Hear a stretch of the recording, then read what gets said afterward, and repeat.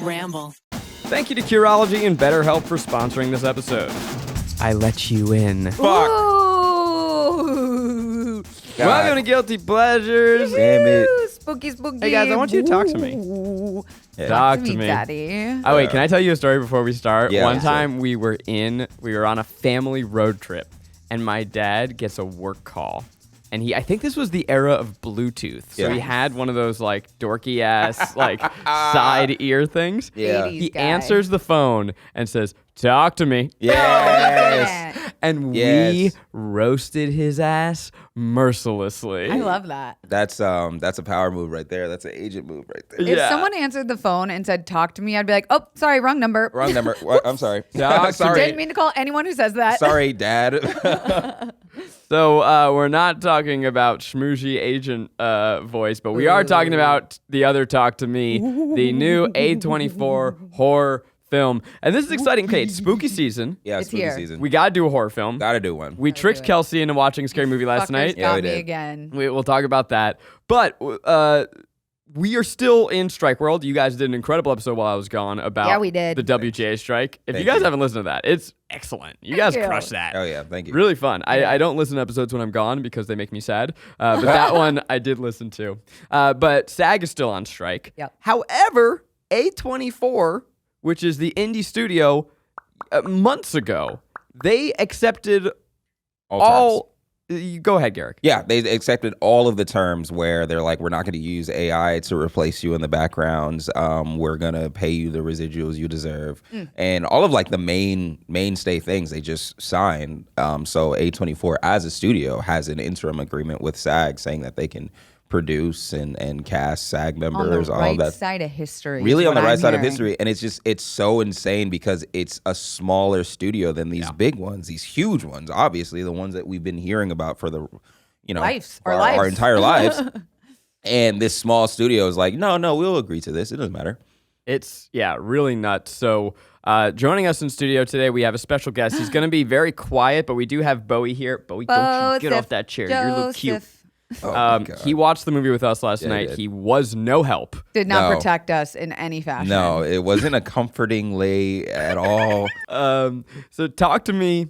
New horror film. It is directed by, I think it's the Filippo brothers. Philippou. Filippo. They otherwise known as Raka Raka, the Raka Raka. They are former YouTubers Wow. and turned superstar directors. This movie fucking rocks. Actually, let me rephrase that. We hated this movie because it scared hate the this fuck movie. out of us. I It was so hated good. This movie. It was, I oh my God. would it like was- to take this moment Okay. then to Yeah. really let's have a growth convo, guys. Yeah. These fucking assholes invite me over. I'm thinking friendship time, hangs, dinner. We watch a little football, get a little spooky. What do you think the movie was? I thought it was an indie romance movie. Oh, right. She thought it was. to She me. thought it was past lives. And I get there, and right before we turn it on, these assholes say, no, this is like the scariest movie out this year. And I say, what? What? Guys, let me tell you. 1 minute into the film, something really spooky happens. I jumped out of my These two skin. fucking babies Yeah. screamed. Yeah. And I was like, oh, I fuck with this. I think last night rewired some neural pathways in my brain to actually be okay with a scary film. Kelsey handled it better Yeah. than both of us. Yeah. You regressed, you two. Yeah, no, we went backwards because there's something about like paranormal shit that'll always make me terrified because it's an unseen force. It's the same thing, the same reason why like Chernobyl was scary to me. Because it's like, oh my God, there's atoms that we can't see that are Very real. destroying Yeah. people. Yeah. I don't know what it is. It was about seeing it in my home. Maybe it's because I didn't take an edible for the first time in a long time watching a horror movie. Yeah. And so there was a moment, this opening scene moment, where I got up to turn up the speaker. And so I'm standing at the edge of my TV. And this shocking moment happens. And when I tell you, I full on Kramered. Yeah. He I- bodily reactioned with his leg up. Yeah. My knee shot Yeah. up to my chin. Play- I waved my Yeah, arms. play the bass, man. It's like yeah, full Kramer. It was hilarious. I wrote, this movie's not scary. it's unwell. My tummy hurts. I'm unsettled. Yes. It was spoopy like that. It is unwell. It was unsettling. Yes. Like truly, like if you're really thinking, what does like a swarm of bees do? Like what is like, why is that gross to me? What is that feeling that like deep down in my soul, I don't like swarms of anything or swarms of movement or idiosyncratic things. Yes. I don't that doesn't make sense. I liked it. I was here for it. But just seeing that move around and swarm around, why is that unsettling to me? Why is that weird to me? This hits you on that same level? Hit you on the same level. Huh. I mean, let's dive in and talk about it. If you have not seen, a little quick synopsis here. And by the way, I'm going to tell you, this movie rocks. Yeah. I really think you should watch it. Yeah. It's really impressive. But Talk to Me is set in Adelaide, Australia. You've got a bunch of teens doing the hot new trend. No, it's not a drug. It is grabbing a embalmed hand. Embalmed medium's hand. I can't even do this in my synopsis voice. There's a new trend going around where they have this embalmed hand covered in plaster. You hold the hand and you say, "Talk to me." And then you are visited by a spirit. Woo. They light a candle. You say, "I let you in." Your eyes roll black to the back of your head. And for 90 seconds, you have a spirit inside of you. Yeah, you do. But only go 90 seconds, because if you go any longer, they're gonna want to stay. Woo! Rainie just went, oh. Yeah. So scary. It's so fucking spooky. creepy. It is essentially, though, why would people do this? Because you get the rush of a lifetime. It is a drug unlike any other. And so you have a bunch of teens hanging out, doing the talk to me. Doing the talk to me. But wouldn't you know, they go a little too far. Of course they do. Of course they fucking do. Oh my God. The reason why I fucked with this movie so hard from the jump is because it really leaned into... Wait, also, this was your high school experience. Yeah. To go to parties, do some drugs, get super duper high. Watch someone bash his skull in. Yes, exactly. They played it, like Zach mentioned, a drug allegory, which was really fascinating. And the social aspect of it, where like people were so obsessed with videotaping each other do this thing. It reminded me of like when we first discovered salvia and whippets in high school. Oh my where God. Everyone was like, make sure you film this because they're about to do some stupid, silly shit. And they just accepted in this world that the teens were okay with being possessed by a demon for 90 seconds. And by the way, I didn't think about salvia. You're absolutely right. Where it's just like it lasts for 30 seconds or something like that, or like I don't know. A really short time. I pray that the youth these days doesn't fuck with salvia. Don't do it. Don't do it. Yeah. Back in our day, there was a drug called salvia. It's legal. It's a flower. The And synthetic flower. oh, is it? Yeah. Okay. So it's different than the salvia plant that's in like my front yard. Probably. Okay. Yeah, you should do that though. But it was like you could buy it at a gas station. Yeah. And I'm saying when we were in high school, you could buy it at a gas station and people would get it and you would do a bong rip of it. And you would, it's like DMT light where people would become demons for 60 seconds. Hallucinate.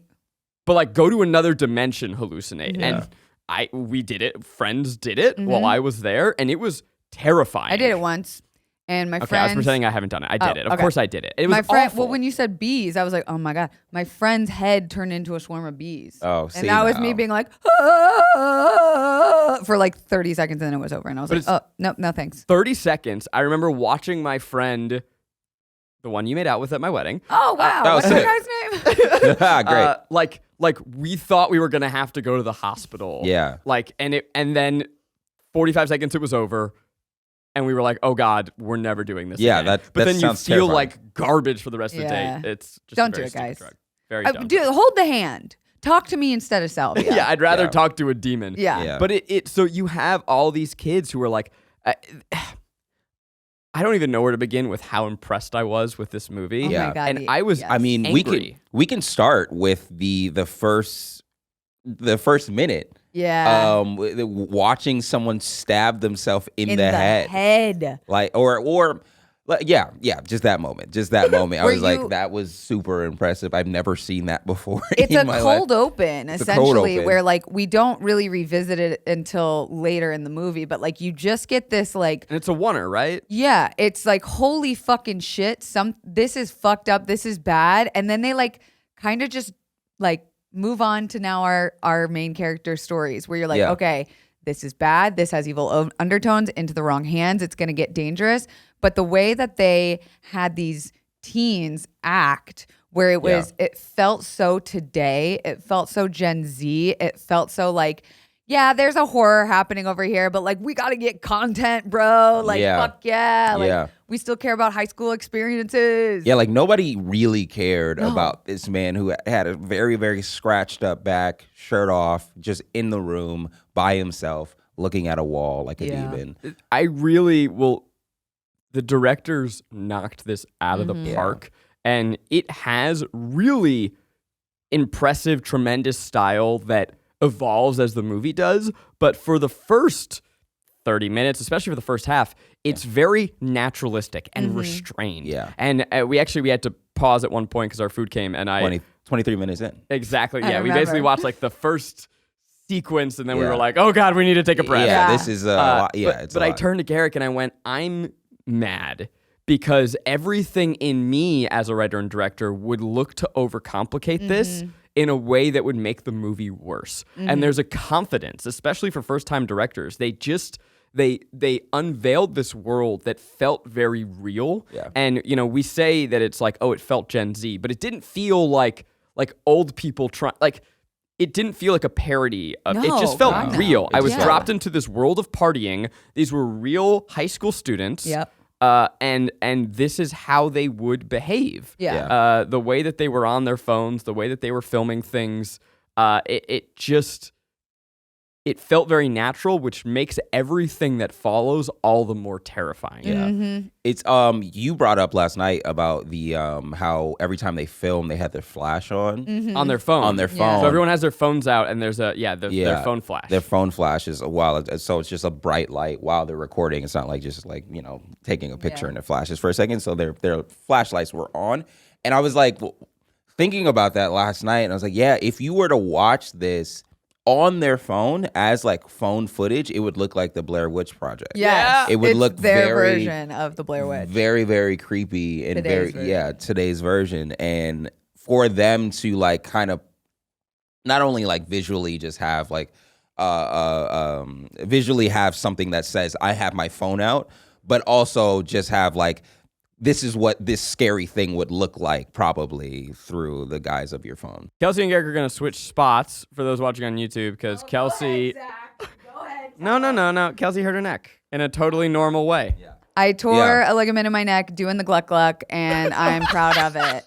And I don't regret it. But man, I feel like Garrick in the sense that this sucks to have a bad neck. It is awful. Yeah. It is the worst situation. But we're here. Let's talk about the cast because it is a group of unknowns. These are people that they got their big break from this movie, and they are spectacular. Yeah. Unbelievable. Sophie Wilde as Mia, she Give her kills the it. Oscar. Yeah, destroys. Was the fact that anybody can cry that much on command, like that, not even like an ugly cry, because usually people when they do cry or whatever dramatically, it's funny and their faces like get scrunched up and all that stuff. This is somebody weeping, like wailing, like faces very straight and just tears come down her face like on command. Not to mention she plays about 6 or 7 demons, which the acting range in that alone of possession, all of them do. We're different, each time. Each person on this cast has been or was possessed, had a possession scene, and so they were all like being this weird,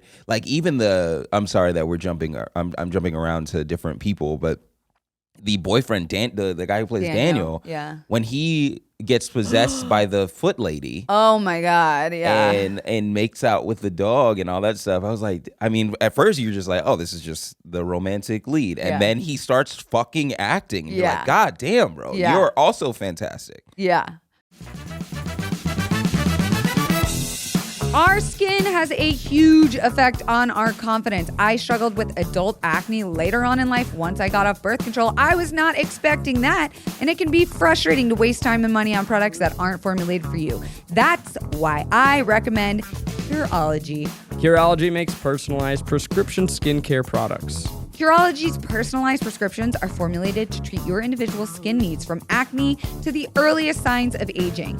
Curology prescription skincare uses a combination of 3 clinically researched ingredients, making it more effective than non-prescription cleansers and moisturizers alone.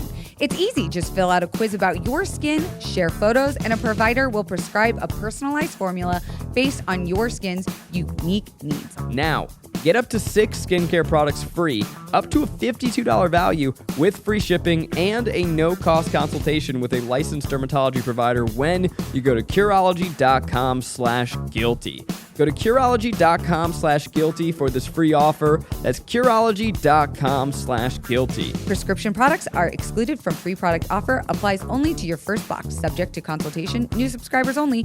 See Curology.com for full details. This episode is brought to you by BetterHelp. Woo! You know that I am currently going through a breakup. And even when you're going through a breakup, you know what you should be doing. You know what's good for you. But sometimes, your big emotions can begin in the way. Have you ever felt like that? Do you know what I'm talking about? Well, I want to tell you about BetterHelp. BetterHelp is therapy online that I have been using for years. I love my therapist, Michelle. It is so helpful for me to learn positive coping skills and how to set boundaries. It is empowering the best version of myself, and I just want you to experience it. So if you're thinking of starting therapy, give BetterHelp a try. It's entirely online, designed to be convenient, flexible, and suited to your schedule. You just fill out a brief questionnaire, you get matched with the therapist, and switch therapists anytime for no additional charge. So make your brain your friend with BetterHelp. Visit BetterHelp.com/guiltypleasures today to get 10% off your first month. That's BetterHelp, HELP.com/guiltypleasures. They did a really good job with Mia, our main character. Yeah. What I realized that I liked and what kept me in this is that it felt like a thriller as much as it did a horror. Because I love thrillers. I love like a psychological thriller. And her storyline, you obviously learn in the beginning that her mom had passed away in sort of this like, did she do it on purpose? Did she do an accidental overdose way? And the reveal that we get, which is like, you called it right as it was happening. And I was like, oh, no way. Like, I don't know how I didn't connect the dots that they were going to do this. But of course they have, during a party scene where they're all doing Talk to Me, Mia's mother comes through as one of the spirits. And you're like, oh, shit. Yeah. And this takes her on this journey of trying to reconnect, trying to find answers. Obsession over her mom. And to watch, like Mia is a watcher, I was so curious about what was going to happen to her. And I think a lot of like main character stories in these horrors is it's very clear what their path is, like what their journey is going to be, their hero's journey. With her, I was like, is she good now? Is she evil? Is she doing the right thing? Is this the wrong thing? Like, it was so complex. The demons are kind of fucking with her, and they're fucking with us as viewers. Yeah. It's such a high wire act that she has to pull off as an actress, because there's a part of her that's like pathetic. Yeah. But we love her. So you love her because she's our protagonist. But the characters in the universe are like, she's clingy. Yeah. I don't like her. Yeah. Why is she like flirting with your boyfriend? She's weird. Mm-hmm. The characters in this world don't like her. Right. But she's also mourning, and she has lost a mother, and she's also prone to addiction and depression. And like, she's pulling off all of these things at once.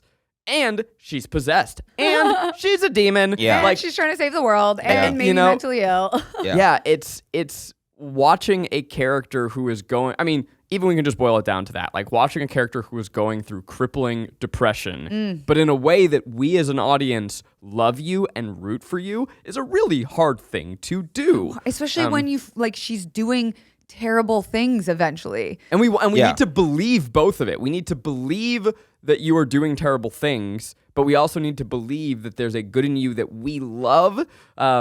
It's again, a lot of that's in the writing, a lot of it's in the performance. If the greatest hack of all time is in this movie, and if you want us to love your character immediately, smash cut to her screaming Sia in a car with a little boy. Yeah.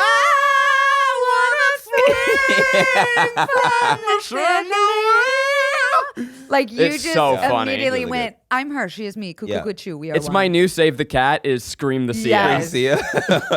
Can I talk about my second favorite character in this entire thing? Please. It's a tie, Them. but yes, Haley, our non-binary character, was so fucking good. My first gripe was there's this gorgeous non-binary character who's kind of a bully, and they're the person A real piece of shit. with the hand. I didn't take it like as being a bully. I took it as being like flippant. Like I don't really care about feelings or anything like that. They I'm were just gonna kind do what I of have the to do. kid who bounces between school groups, like different parties, and is like accepted at all of them because they bring the drugs or the drug fun. dealer. They're the drug dealer of the Yes. group. Horror has always been on the forefront of queer representation. I think it goes back to this idea of if you don't represent people in society, you make them a monster. So queer cinema, queer horror has a really rich history going all the way back to Sleepaway Camp and other films before that. So I don't know. There's something there of like that the best non-binary representation we are getting is in horror. Yeah, I love it. amazing. It's great. The second, the person who they are tied with was the mother, Sue. Oh, Sue was she's so good. She So rocks. not Mia's mother, but her best friend's mom. Who's Basically kind her of surrogate mother. Mia Yes. hangs out with this family, her BFF, whose name I forget, and then the little Jade. brother, Jane. Yeah. Jade. Jade And her little brother, Riley, and she hangs out at their house all the time, and you have seemingly a single mom who just is like the funniest comedic relief. I mean, it's cool mom. Cool, not even cool mom, just like tired of your bullshit. Tired of your bullshit. I know what this is. I was a child and I remember it. Here's the thing. She plays a mom that thinks her kids are as bad as she was as a teenager. Yeah, that's great. She's like, I was fucking and doing drugs and I'm not going to allow you kids to do it. And the kids are like, Mom, I'm dating like a Christian guy. And the other kid's like, yeah, I'm in 9th grade. I don't have any oh my God, thing to do. That entire scene of her trying to figure out if the party was going on or not. It was if they just were going to throw a party. Phenomenal. The mom also, she's giving, what was that famous witch Halloween movie with Sandra Bullock and Nicole Kidman? The Witches? No. Witches of Eastwick? No. Wait, Come on. who? The most iconic, love story. Say it Big again. Little Lies. Oh my God. You said it's witches? It's Sandra Bullock and Nicole Kidman are witches and they have these aunts that they live with. And it's kind of like giving Sabrina's aunts. Oh my God. Sorry. Okay, whatever. This was way too long. Sue is giving aunt vibes of like cool fucking witchy aunt. That's all I wanted to say. There's one scene that goes on too long, aka just long enough. Yes. Where she's going around to all the kids being like, is there a party tonight? There better not be a fucking party. Yeah. Ooh, And they're good like, accent. thank you. And then she's like, no one will break. And then she has this grumpy face. And then she goes to the next kid and it's like, what time's the party tonight, by the way? And they're like, your oh, no, sister you can told tell me. me. It's Yeah, all right. it's fine. I know. And they're like, I don't know about don't a know party. what He's you're like, talking. you better fucking tell me about this party. Yes. I'm gonna And fucking they do kill this you. like 5 times. She says it to her I'm son. gonna She goes, fucking kill you. if you fucking drink, I'm going to punch you in your face. I'm I gonna swear punch to you in the God. face. And it's so funny just hearing a grown woman talk to her son that way. Yeah, because she's gonna punch him in the face. It Like, was so good. there's But it's no like- other part about it. It's funny the first time, funny the second time. Hilarious. And they do it 5 times. Yeah. And like they keep going different kids. It's like, if anyone does drugs, you're banned from this house forever. Yeah. She's like, okay. It's just like a new. It's weird because the game is the same, but it's a new ruse every time with her. She's like always trying to get you on a different thing. Like we didn't even really last night together touch on how good the writing was. Yeah, the like, writing is fantastic. I wonder if it was part like written, it The felt improv like and- that improv indie shit where they were Yeah. allowed to play around a little bit because in those moments where, you're waiting for a new character to enter, I stayed with the original characters and watched them banter and I was like, oh, they're just being this way. Like they're vibing and it was such well written lore too. Yeah. While we're on the topic of my incredible accent, it's a delight watching Australians. Oh, They're yeah. so goofy. And I've seen the directors talk about how there aren't many Australian films with Australian accents. So there's a lot of great Australian filmmaking, a lot of great New Zealand filmmaking, obviously different industries. But like, I think about your boy Lee Winnell with Upgrade. He makes movies in Australia, but they are Australian movies with English accents. And the directors, they did an interview with Anthony Padilla where they talked about how people seem to think Australian accents are not cinematic. Like in Australia, like they don't think of that as movies, but there's a real delight in watching Australians. It also made this feel more real. I feel like Crocodile Dundee is a heartwarming like American pastime because of his accent. And so for them to think that their voices do not belong in... By the way, your only reference, though, is Crocodile Dundee, because that's the only one that exists. But it's like, I love the slang. Our non-binary fave at one point, like, they're in the middle of a conversation, and Jade says, like, it's like 3 lines back and forth, and then they just go, jog on. Jog on. Which is their way of saying fuck off. Fuck off. Yeah. It's so funny. They're calling each other bras. I love that. BROZ instead of bros.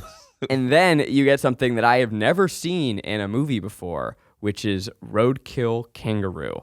This is a scene very early on that is so hard to watch. So if you don't know, kangaroo, they're fucking everywhere. They're everywhere, and they want to fight your dog. And they want to fight your dog. They want to drown your dog. They run into traffic. I have Australian friends, and they think of kangaroo as sort of like vermin, like, because they're like deer, but they're deer with a death wish. Wow. And they overpopulate. And so when you're driving, if the kangaroo jumps into the highway, you just got to keep going. Yeah. You got to keep going because they will total your car. Like a deer. It's like a deer, but seemingly more common. And so they have a scene in this where they're driving at night. They stop. They pull over to the side of the road. And but from the headlights, you see a kangaroo that is in the middle of the road dying. And the sounds that this thing makes is so unbearable. Yeah. And the little boy, whose name is Riley, is telling Mia, you have to put it out of its misery. It's suffering. Mia, please put it out of its misery. And you have this overhead shot where you see this and I think what makes it so upsetting too is that kangaroo, like, they're like human-ish, right? Like, it'd be upsetting if it were a deer, but a kangaroo stands up. They stand on their hind legs. And like, it's a little too close. And so Mia backs the car up, and you see this overhead shot of roadkill that's so upsetting, and she backs up, and you're like, holy shit, is she about to floor it and run over this kangaroo? And she can't do it. She can't do it, which I wouldn't be able to do it. But like, they represent it as like, the theme of the movie. I guess it would have been the right thing to put it out of its misery, but then you put yourself in that situation. You're like, could you have done it? No. But like, it turns into the overall theme of her character, of her journey, or of the characters around her, about like her dad being in pain, her mom being in pain and putting herself out of her misery. Spoiler alert, she does actually take her own life. It wasn't like a whole thing. And then her at the end with Riley, seeing if she can take him out of his misery, or quote unquote out of.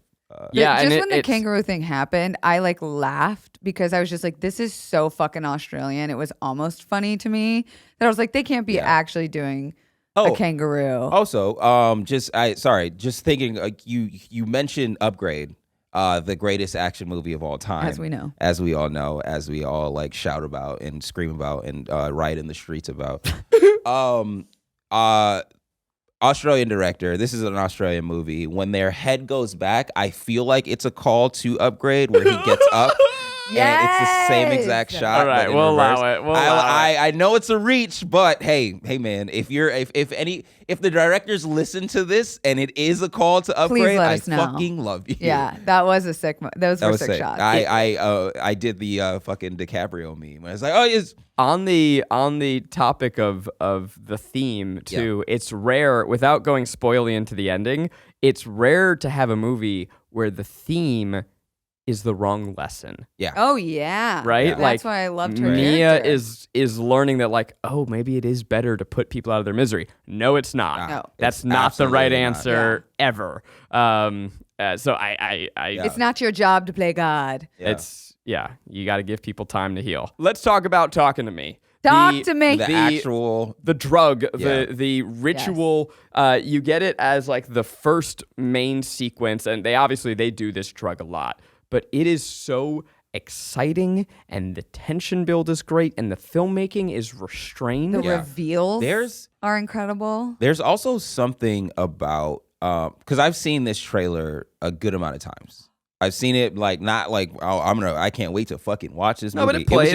It played. It was before every movie that I saw. Oh, and so there's something about the unbelievableness, or the believable indiness of the hand is scary, cool. Yeah. Like we all know, like as film people, that you're doing that. This thing is scary because you don't have the budget to actually make like a real scary character or a real scary physical thing. Yeah. And then you actually see what it does. Yes. So through the trailers, you're just like, oh, this hand is scary. Cool. Is the hand like a demon or some shit like that? All right, well, whatever. And then you watch the movie and you're like, oh fuck, no, this is actually terrifying. I don't know what it is, but there's something about the simplicity of it too. Yeah. That it makes your imagination go wild. There's something really foreboding and intimidating, because I've seen, the directors very tongue-in-cheek being like, are you excited for our movie? It's the one about a demon hand. It's the one about the hand. Yeah. The scary hand. And they know that it's silly, but in the movie, it's not silly at all. It's terrifying. It's very real. And it's very, very real. We became excited to see very quickly in the first couple reveals of, as soon as you say, I let you in, or I talk to me, you see what demon is there. Let's really paint what the picture. Spirit. Because they do a lot with a little. Yeah. So you have, first of all, they've built the world where you're seeing glimpses of it on people's phones. Cell phones. So you're like, what is this thing? And they're like, is it real? Is it not real? They get in. Everyone is sitting around in a semicircle looking at one person on a chair. They all bring their phones up. So you as an audience can know, all right, shit's about to go down. Something's going down. You have Joss, who is an Aboriginal actor who I love his accent. Yeah. I love him. He was my favorite. Yeah. But he has this leather belt, and sound does so much in horror. Yep. And so Mia's sitting on the chair, and you just hear this tightening of the belt around her, and she's like, oh, fuck. He's like, trust me, you're gonna want it. Yeah. Okay, so we're setting you got to be restrained. Yeah. Then whoosh, light the candle. Yeah. Then you hold the hand and you say, talk to me. So you've had this build. And then the camera work is so well done because you get your first fucking jump scare of, the reverse angle of the girl, what she sees. And it's terrifying, the first spirit that comes through, which is like a decrepit. The thing is what's fun about the thriller is you don't know who's going to come through each time. Yeah. Is it going to be a demon spirit, or we even saw not all of them are as spoopy and bad as the other ones are. So, at one point she gets someone who was clearly drowned that's got seaweed and water coming out of their body. Then you get a bloated body. Then you get a ragtime jazz singer once, and then you get a lot of, you get a foot fetish person. You don't know what you're gonna get. Best laugh in the movie, watching her suck down a foot. Yeah. She sucked the fuck out of that. That's some Sam Raimi horror right there. Oh yeah. But I think people are, or when you see a spirit, or when you've ever seen spirits in any type of horror or something like that, you're seeing a ghostly body. You're seeing somebody that's translucent, you can see through and all that stuff, and it's just ooh, spooky or whatever. But in this, the way they depict spirits is that they are dead people. Yes. And you see how they died. You see exactly, you see if they died of old age. Mm-hmm. You see if you said they were drowned. And then the first person you see is just a guy who got stabbed or something like that, something weird. But you see burn victims and all of that, children and just sad, and they're dead bodies. So they're corpsey, their eyes are glossed over, they're kind of gray in the skin, and that aspect of it, I don't know, it just kind of connects you to death in a way that I don't see that often. Rather than actually killing someone, but just seeing what happened to this person and how the course of their life went. And then the way they inhabit the body, once you say, I let you in, they come and they inhabit your body for 90 seconds. And you don't know what shit's going to come out of your mouth. Yeah. You know? Your eyes turn black like that character in Heroes Season 2. Mm-hmm. Yep. You start mumbling the shit that person was going through or talking about. And it's just like, it's fun for a while. It is, you watch this movie and you go, why would people do this? Yeah. But then you also have a scene early on where two kids are talking about cigarettes and they're like, do you think it kills you right away? Yeah. And it's like, do you think you get cancer immediately? And it's like, oh yeah, no, we've all done we do this stupid all the shit time. like this. Especially as, young 20-somethings or in high school, you do the things that kill you because you're young and you want to feel a rush, and because of the peer pressure. They do such a good job of subtly portraying why a character like Mia would want the approval of these people and looking for approval in all the wrong places, and then getting this rush and addiction to the drug. It's I wouldn't say it's like the clearest metaphor in that, like, oh, this is heroin or this is whatever, but it's a drug. It's an addiction. Felt like heroin. It felt like heroin. It is, but it's also depression. It's escaping. It's escapism. Yeah. You see her going through like a withdrawal of sorts. We have to talk about like the way that they did the Riley scene, where you hear, obviously, that it's just to set that up. Like the first time she does do it, when like towards the end of hers, like when she goes a little bit over or whatever, and then she looks at Riley's character and like the setup and while being possessed and saying like, he likes you. And then she just keeps on saying, he'll split you, he'll split you, he'll split you, he'll split you. And it's just like, what the fuck is going on? Yeah. Riley's terrified, all that stuff. They cut her off. The hand won't let go because when you do hold the hand, you are holding the hand of a spirit in your eyes.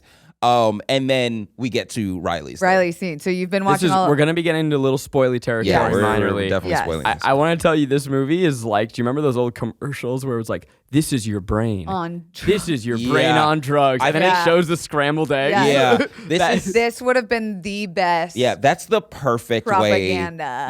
Perfect way to explain how this movie feels. It feels like those truth commercials. Okay, before you say Riley as well, in case anyone's spoily and is afraid and wants to skip forward, I just want to say that Garrick and I scared shitless. Yeah. At one point, he just moans. He says, I don't like, why did Rainie do this to us? And I said, this was Zach. Do not put this on Rainie. I stood up for you. And then I look a couple times and Garrick is on his phone and we go, what are you doing? He goes, I'm looking at Kobe clips. I gotta distract myself. I gotta distract myself. I'm looking at Kobe highlights. Full frontal glee on my face. Like, I cannot believe how, because I just don't watch this kind of shit. Yeah.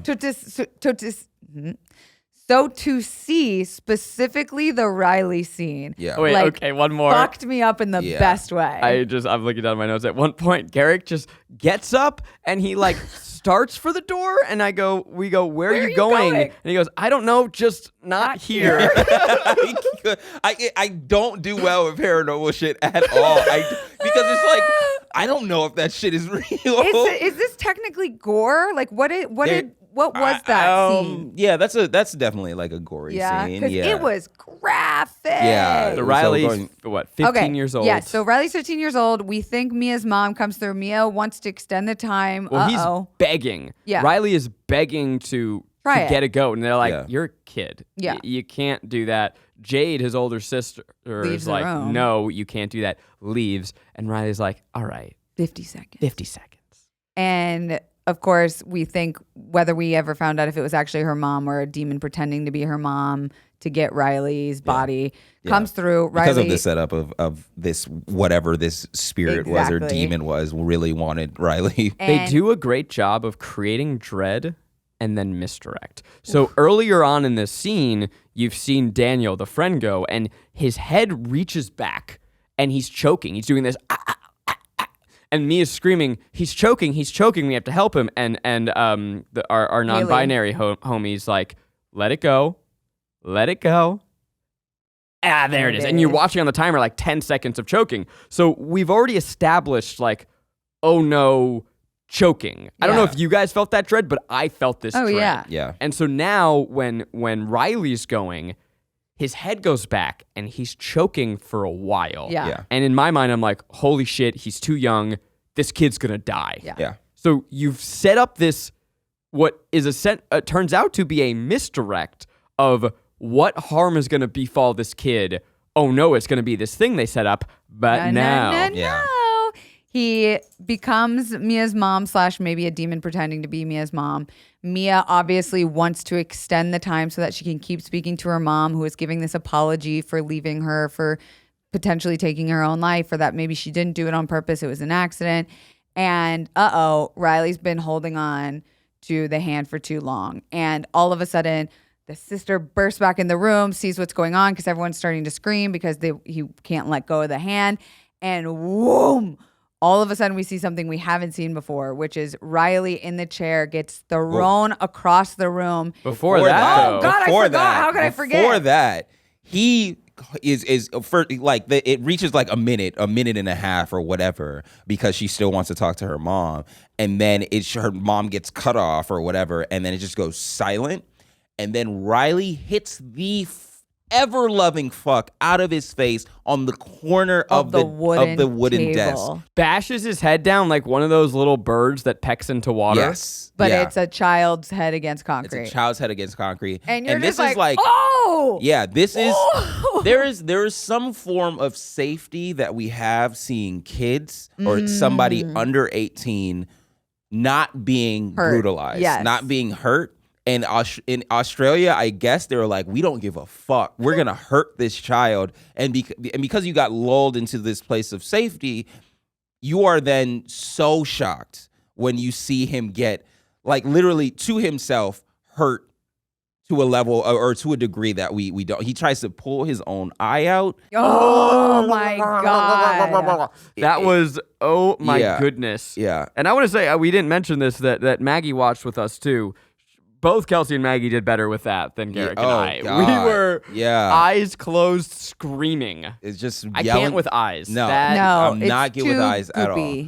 By the way, just to soften the moment, if you Google Talk to Me and then you see the actors, the guy who plays Riley, his name is Joe Bird, and this is the photo of him. Oh my God. He's like just like in his fuckboy realness. Yeah, I love it. I love that 15-year-old shirt. Fuckboy wearing an all-over Joker print Yeah. comic book shirt. Really? Hilarious. That's what it looks like. It's low res, but I see the Joker. But yeah, he brutalizes his face, and then he gets paranormal activity through or to a window, breaks the window, starts to slam his head on that desk. Yeah, It's awful to watch. It's a really hard watch. Yeah, and it's so you're so right that it's like so violent that you're like, it's almost too much. It was almost too much. The sound also does a really, important You're just like, role. we get it. Oh, okay, no, he's still it's so much that when he is revealed for the first time in the hospital, you're almost more horrified of his face than what actually happened to him. And the horror, it's a horror movie that does a great job of making me feel the consequences. You know, because they've built this up, and maybe that comedy scene we talked about with the mom goes a long way here too, where like, oh God, they're gonna be in so much trouble. Oh my God, this is a kid. Oh my God, this is a kid.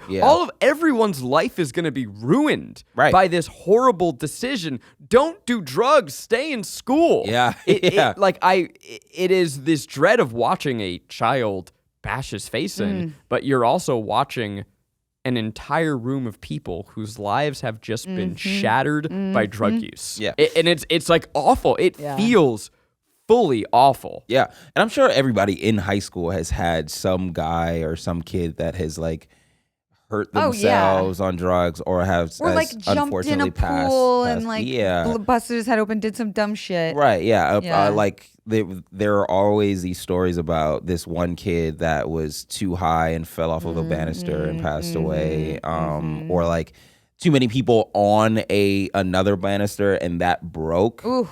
And they passed away that way or something like that. Like there are just those drug stories that pass through high schools in general. And so like for whatever reason, seeing this movie brings you back to that memory and it's just like, oh, well, you know, drugs are cool until somebody dies. Yeah. As Mia goes on her journey, she basically double and triples down. You're watching an addict spiral, right? Where thinking that the only way out is through, and that maybe the answer is in doing this more and talking to these spirits, and there's a secret here. And this is where I just want to talk about the direction a little bit, because the style evolves and you watch it get more magical, more otherworldly, but the film doesn't rest its laurels on it, or it doesn't gild the lily. It has these like really magical transitions and surreal moments, but in service of the story, where again, like I could imagine a lesser director trying to be like, look at us, wow, look at this cool transition. There's one shot where like she's laying in bed and then the blankets kind of drift away and the sun pours in and she's standing and it's daytime, like, and it's this really cool magical transition. Oh my God, but we just jumped on Garrick's lap. You've been chosen. Favorite. Oh my goodness. But the style, like, I think these guys have the juice. Yeah. That's really all I want to say. Yeah. I don't want to spoil the ending, but you get to see into, I guess we'll call it like the demon world. Yeah. You go to hell. Oh my God. For a brief moment. Zach said this is the first time I've ever seen Eternal Damnation in like a really accurate or like lore correct way. Yeah. There's a specific depiction and it's like flashes of it, but you see, what can only be described as Eternal Damnation, someone's body being like mutilated in like a fucking pain orgy. Yeah. I don't know if these two have like a religious background or something, but it played. It's there. Yeah. I just I'm really excited for them. I'm really excited about them. I'm excited to see what else they do. Yeah. And I think that we should go into some fun facts. Do it. Oh, hello. Because I afterwards I immediately was like, of course, who are these guys? This is incredible. And so I started watching some of their videos last night, and they are just the goofiest goobers that ever was. They're so goofy. They're like comedy YouTubers, are they not? Did you watch the video that I sent you? Not the whole thing, no. Not the whole Did thing. you watch to the fight scene? No. Okay, so these guys are huge wrestling fans. And so which explains Street Fighter. They beat the fuck out of each other for fun. And when they were on the press tour, like they'd be doing like a photo step and repeat, and they would start beating the fuck out of each other. One would raise the other into the sky and pile drive him. Oh my God. They are stunt actors. And so their videos, which I'm going to admit I was not familiar with back when they were big on YouTube, they will just have these vlog scenes and then break out into full choreographed stunt fights. Hilarious. And they have a video about Talk to Me coming out. And around like the 3-minute mark or 4-minute mark, they're hanging out. And then all of a sudden it turns into a full mechanic shop fight scene. And when I tell you that this YouTube sketch fight scene is better than 90% of the action movies that are choreographed and directed out there, the camera work is dynamic and it's fun and whack and campy. Like, you know, they do the classic bit where like he punches someone and then turns around and dung, like knocks into a hook that's hanging down. You know, crawling on his hands and knees. You know. But then at the same time, we'll like pick up a body and throw it on the car as the camera like whoosh, whoosh. Like follows the body onto the car. It's sick. So they are, you know, imagine your best friend's little brothers who love to jump off the couch and beat the shit out of each other. Imagine if those two grew up into incredible directors. Yeah, making the best horror film of the year. I will say that on the record. I think this is the best horror film of the year. It's the best horror film that I've seen in a minute. In a while. Since Barbarian. Since okay, so that was also this year, last year. But like, it's really, really fucking excellent. Well, okay, so I was watching stuff about how they made this film, and they wrote this script. They really believed in it. They came out to Hollywood. They started pitching it around, and there was one studio seemingly that was interested, but it started to turn to a movie that they didn't believe in. Yeah. And so they opted to take it back to Australia and produce it as an independent film. Wow. They did it on their own, and it premiered at Sundance. It crushed the horror section, like the Midnight Madness. Yeah. And within days, they had an offer from A24. Incredible. And it's really cool hearing them. I can't remember if this was in their vlog or in the Anthony Padilla interview, but hearing them talk about that screening and the imposter syndrome that they had of like, why did our stupid movie get accepted to Sundance? There's no way. And help me out here. Midsommar director. Ari Aster. Ari Aster was in the audience. No way. For the premiere, I think it was the premiere, and one of the directors went up to Ari Aster to apologize. And for their movie? For having needed to watch it. And Ari was like, that was really special. The ending is really special. Congratulations. Which, if Ari Aster said that to me, like, wow. Yeah. Did you guys see this, by the way? Yes. Yeah. Martin Scorsese credited Ari Aster with inspiring the pacing of his new film, of Killers of the Flower Moon. Yeah. If Martin Scorsese told me that my movies inspired him? Yeah. Lose your mind. That is nuts. Yeah. And we're allowed to talk about Ari Aster because he makes A24 films. Hey. There it is. I know that within days they got FaceTime from Jordan Peele congratulating them. So like the world of modern horror auteurs were raining praise on these guys. What an overwhelming, exciting... You hear those stories and then you watch it and you're like, that makes sense. And it's hilarious that they had imposter syndrome because it's just like it plagues us all. Yeah. They, I know they premiered at Sundance. I think their international premiere was in Berlin. But it just a film festival whirlwind for these guys. It was acquired by A24 and then was a big hit. I mean, this movie did released in theaters. Well. Yeah. And it came out the weekend after Barbenheimer. So as tough competition as you can get, but did really well. They are working on a prequel and a sequel. I don't personally want them, but I also want these guys to make their money. Yeah. Good on them. It's just such a cheap idea to do, so you kind of have to. Because I bet it's going to be different enough. Yeah, but it's just $4.5 million is what it cost to make, which is nothing. Made $86 million. Woo! We love to see it. Yeah. The except for a couple rig shots. The entire second possession scene montage shot less than an hour. Wow. The second possession scene. The one that was to the Edith Piaf the montage song. The montage to like that fun French upbeat song. Oh, okay, cool. That's crazy. That's something that like only people who come from indie can do. Yeah. You can't shoot a montage in an hour. That's digital pacing. And right now the brothers are attached to direct a Street Fighter movie. Fuck yes. I'm on board. They're probably so hyped for that. Yeah, it's just really wild to have YouTubers turn directors. Hey, and put them up there with the greats. You know, we need more of us that can prove. They're the new icons. Yeah. People are just talented, and if you let them, reign free, they can pull shit off. Are in an industry though that doesn't understand that still, and it's just taking time for people to realize like how dope we all are. Yeah. Well, and there was so much of the first wave of YouTubers attempting to cross over in traditional were people just trading on their fame. Yeah, we had there was like Netflix had the Cameron Dallas documentary series that was garbage. Yeah, Miranda Sings. Made a horrific television show. It was the one of the worst things. And then the Fred guy had one as well. Sure. That is the fault not of the creators or the creatives themselves, but like the studios who are just like Zach is saying, trading in their popularity for a shot at the traditional, the big time or whatever. And it's just like, no, these people don't know what they're doing.